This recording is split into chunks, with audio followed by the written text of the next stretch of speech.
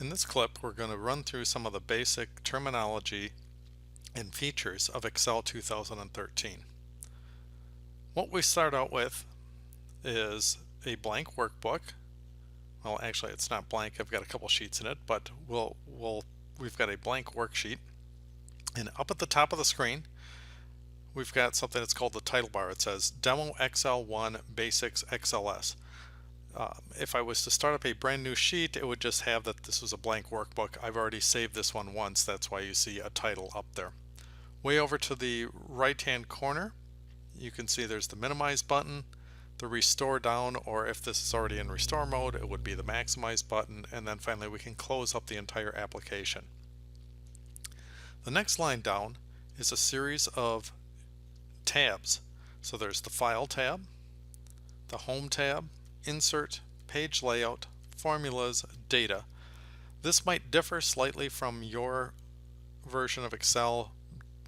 It all kind of depends upon what options we have set up. So for example, the Developer tab doesn't always show up on some of the spreadsheets. So don't be alarmed if you don't see all of those tabs like you see on mine.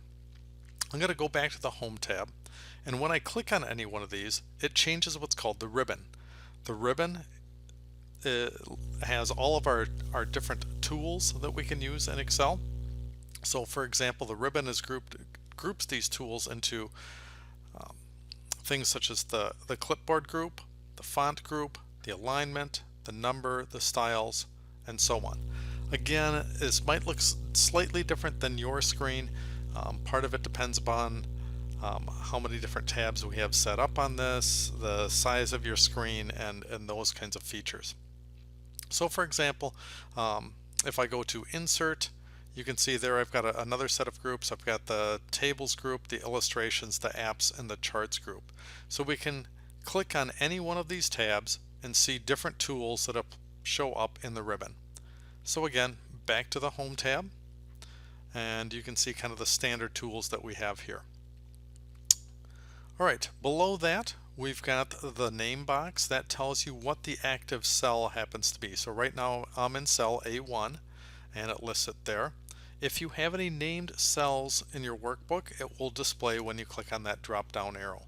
If you want to give a cell a name, you just select it and type in the name into the name box. That's an easy way of doing it. Next to that we've got the formula bar.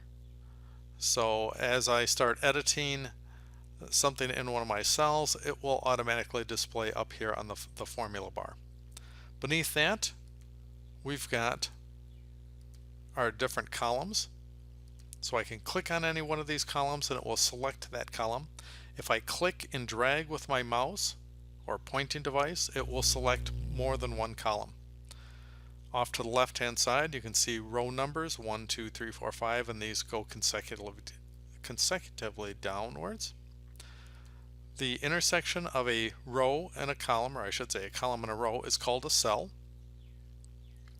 Way at the bottom of our sheet, we've got different tabs. Right now I'm working on sheet 1, which is just kind of a blank tab. I also have another tab that I created before called the documentation sheet. So we'll run through some of that. Finally, way at the bottom of the screen, you can see what something is referred to as the status indicator, and it tells us what mode we happen to be in. So right now it's ready. It's ready for us to type something onto our spreadsheet. So let's run through some of the different cell entries that we can put in. First thing is we've got columns.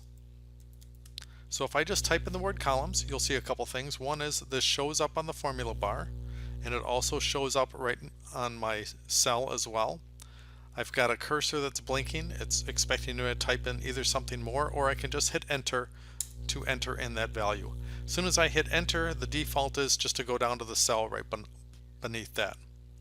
Next we've got rows. Then I've got cells. And we can have different sheets. And let's just write down below here some different cell entries. So for the cell entries, we've already tested out the first one. The most basic cell entry is just plain text. Any alpha numeric characters. A through Z, formatting, items, numbers, anything that you really want to type in. Text has all of that.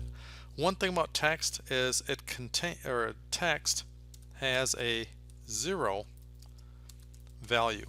So in other words, if I type in the number 1 as text, it will actually have a 0 value to it.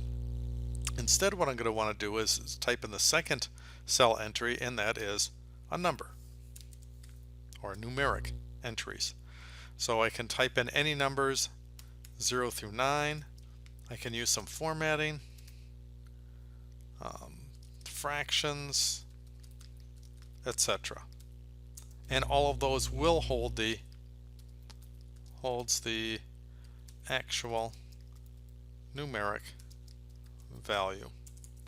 The last thing that we can enter in are formulas or functions. There's kind of two main things that we can do.